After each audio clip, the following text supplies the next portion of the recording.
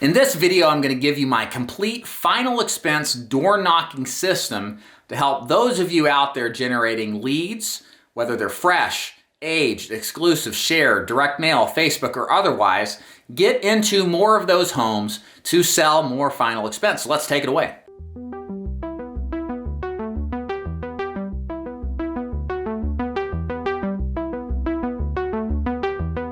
My name is David Duford, owner of Duford Insurance Group. I train and recruit agents nationally, both new and experienced agents, to sell things like final expense and Medicare, both face-to-face and over the phone. The purpose of this video is to give you my complete final expense door knocking system for those agents of you out there who use leads. If you're looking to get into more doors, if you're looking to sell more insurance and you want a strategy, a process, and a script to do that, one that's been proven by many agents prior to you, this is the video to watch. I'm going to give you exactly step-by-step what you need to do to yield results out of your door knocking system. So let's jump right in and clarify first of all, before we get really any further, this is based on you using purchased leads.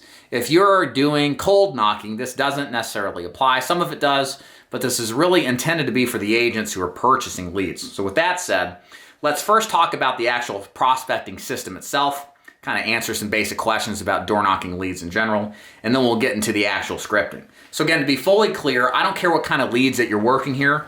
You could be using Facebook leads like a lot of you guys are using, certainly direct mail leads as well.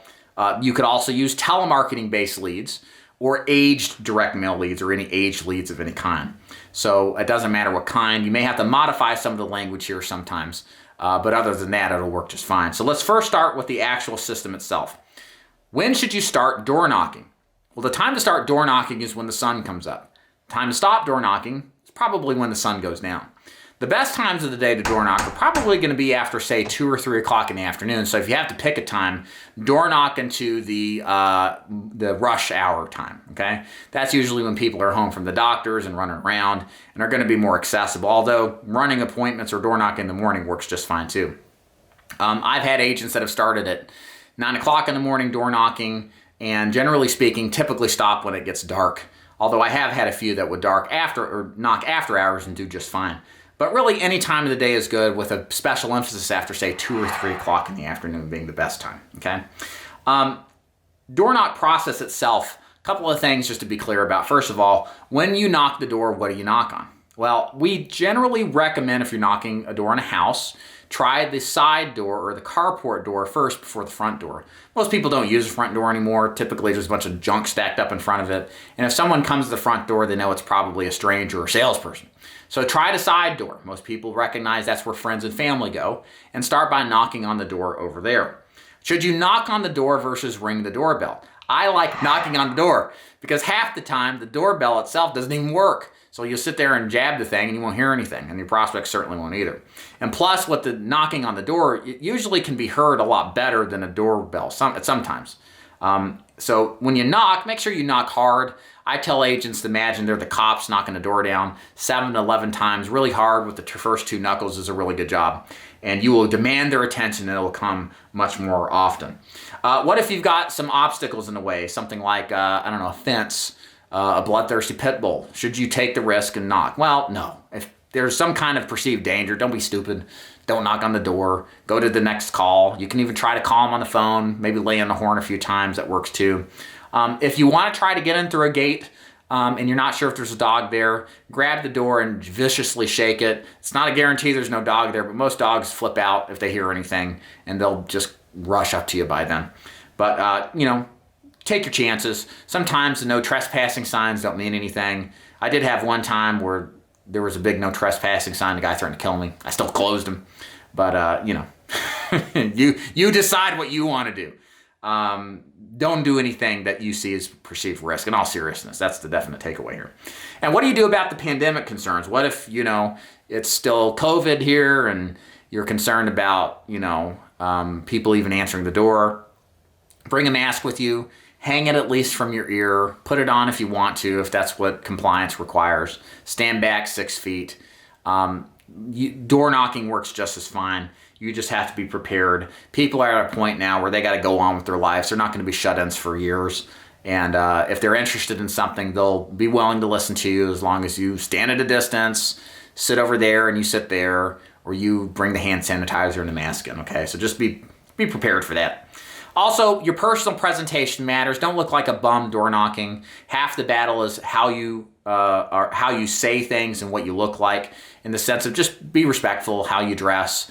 Don't look like you literally rolled out of bed.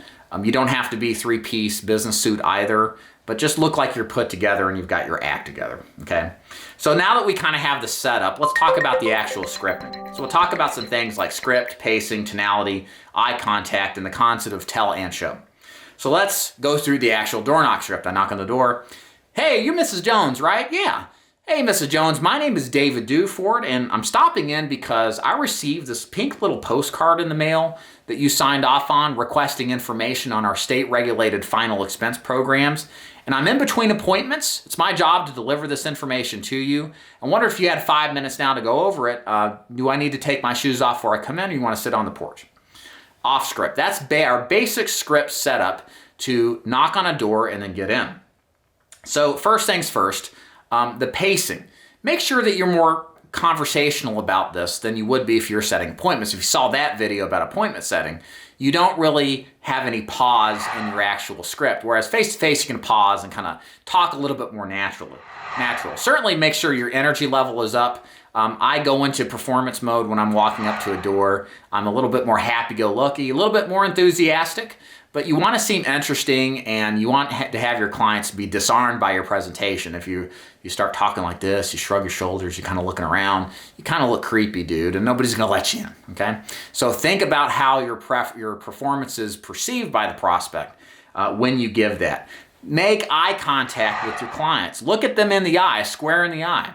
That's how people determine if you're trustworthy.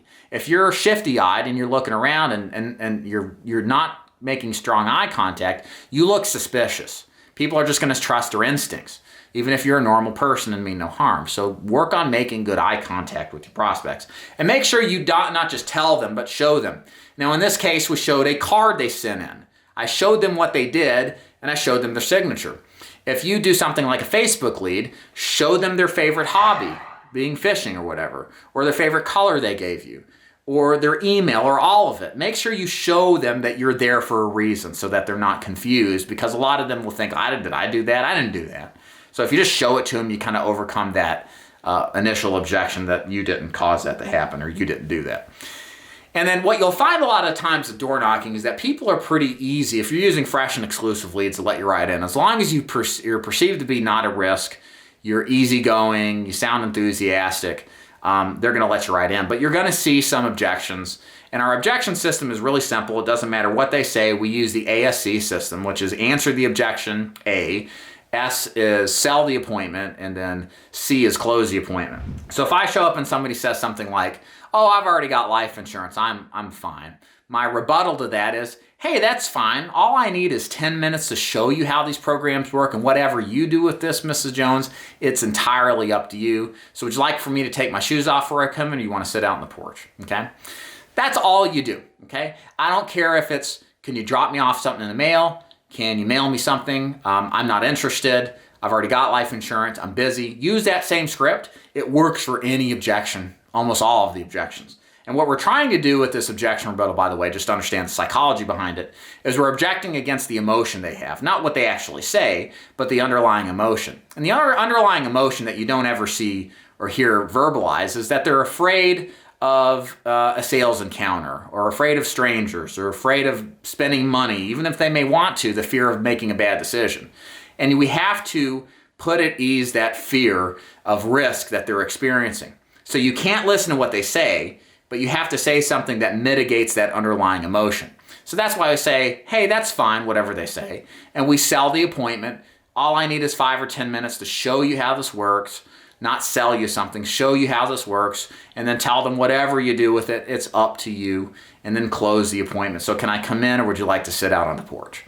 That works wonderfully well. It's the only thing I've ever really used, and it's what I teach my agents. It's a perfect script to get into more doors.